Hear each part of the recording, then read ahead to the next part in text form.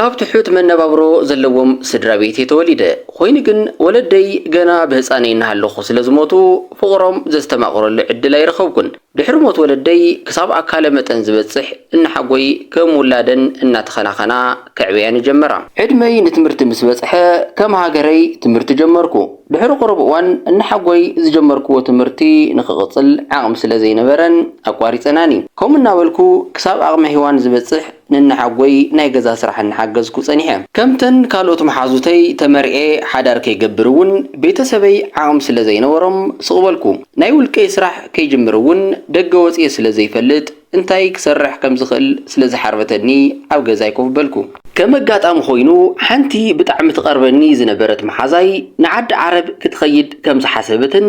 ኣነ እውን ኣብኡ ምስ ኣኸይደ ህይወተይን ህይወት ቤተሰበይን ኣብ ዝሓፀረ እዋን ክልውጥ ከም ዝኽእል ትነግረኒ ድሕሪኡ ምስኣ ንክኸይድ ናይ ገንዘብ ዓቕሚ ስለ ዘይነበረኒ ሓሳብኪ ጽቡቕ ነይሩ ኮይኑ ግን ከመይ ገይረ እየ ክኸይድ በልክዋ ድሕሪኡ ጥራሕ ምሳይ ክትኸዲ ድሌት ይሃልኽ እምበር ስለ ናይ መኽየዲ ገንዘብ ብዙሕ ኣይትሻቐሊ ዋላ ኣብኡ ኸይድኪ ክትመልስለይ ንሕዚ ግን ብናተይ ገንዘብ ክትከዲ በለትኒ እዚ ምስ ሰማዕኹ እሺ ኢለ ኣዝየ ተሓጎስኩ ቤተሰበይ እውን ምስ ኣማኸርክዎም ጽጉማት ስለ ዝነበሩ ሓጎሶም ወሰን ኣይነበሮን በዚ ተስማዕሚዕና ናብ ዓዲ ዓረብ ከድና ድሕሪ ቁርብ እዋን ድማ ስራሕ ጀመርና እቲ ኣነ ዝተመደብክዎ ስራሕ ቆልዑት ሓብሓቢትን ጽሬትን ነበረ ቋንቋ ዓረብ ብዘይ ምኽኣለይ ምስቶም ዝቆፀርኒ ክንረዳዳ ስለ ዘይከኣልና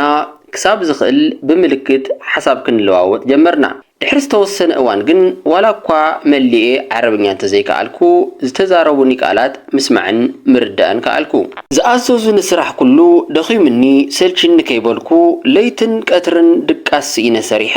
ኣብ መሓዛይ ንዝነበረኒ ልቓሕ መለስኩ ኣተሓባብያይ ብስእነትን ድኽነትን ስለ ዝነበረ ነቲ ዝረኸብክዎ ዕድል ተጠቒመ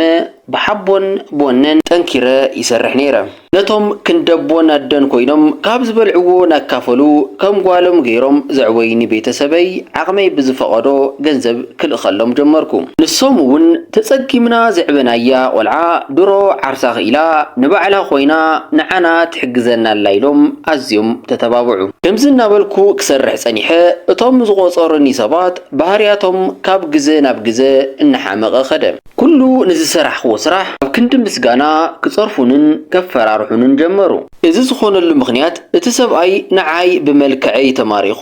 እታ ሰበይቲ ንዕዳጋ ኣብ ትወፀሉ እዋን ምሳይ ጾታዊ ርክብ ክፍጽም ደልዩ ምስ ኣበኽዎ ኮነ ኢሉ ምስ ሰበይቱ ኮይኑ ከጽላልአንን ከናእሰንን ስለ ዝደለየ እዩ እቲ ጉንፅና ብኸምዚ ዓይነት እናተጋደደ ምስ ከደ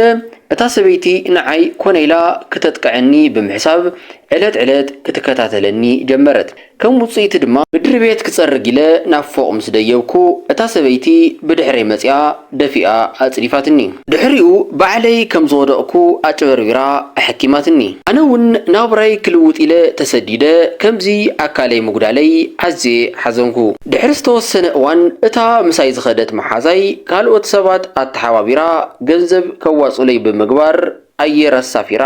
ናብ ዓደይ ሰደደትኒ ጓልና ኣብ ጽቡቕ ደረጃ በፂሓ ኢሎም ተሓቢኖም ዝነበሩ ቤተሰበይ ድማ ሽዑ ንሽዑ ሓጎሶም ሃንደበት ናብ ሓዘን ተቐየረ ብሙሉእ ዓይነ ብርከይ ከይደ ኣብ ዝሓፀረ እዋን ኣካለይ ጎዲለ ምምፅአይ ሞራሎም ተሰይሩ ናብራይ ክልውጥን ቤተሰበይ ክጥውርን ኢለ ተሰዲደ ኣካለይ ጎዲለ ተጠዋሪት ምዃነይ ቀስመይ ብጣዕሚ ሰይሩኒ እዚ በደል እዚ ኣብ ህይወተይ ሙሉእ ፈጺመ ክርስዖ ዘይክእል በሰላ እዩ ገዲፍለይ ኣብዚ ሕዚ እዋን ዝገብሮ ጨኒቑኒ ምስቶም ሽማግለ ቤተሰበይ እናበኸኹን እናሓዘንኩን ድለይ እናረገምኩ ኣብ ገዛ ተዓፅየ ይሕልፎ ኣለኹ እምበኣርከስ ክቡራት ተኸታተልቲ ናይ ድምፂ ሕልና ቻናል ንሎሚ ዝበልክዎ መደብ ነዚ ክትከታተልዎ ጽናኹም ይመስል ነይሩ ነዛ ቻናል ሓደሽቲ ዝኾንኩም ሰባት ድማ ሰብስክራይብ ላይክ እና ሼር ብምግባር ኩሉ ግዜ ብዝለቆም ቁም ነገር ሓዘል ቪድዮታት ተማሂርኩም ህይወትኩም ንኽትልውጡ ተስፋ ገበር ክሳብ መወዳእታ ስለ ዝተኸታተልኩምኒ ድማ ኣዝየ መስግን ሰላም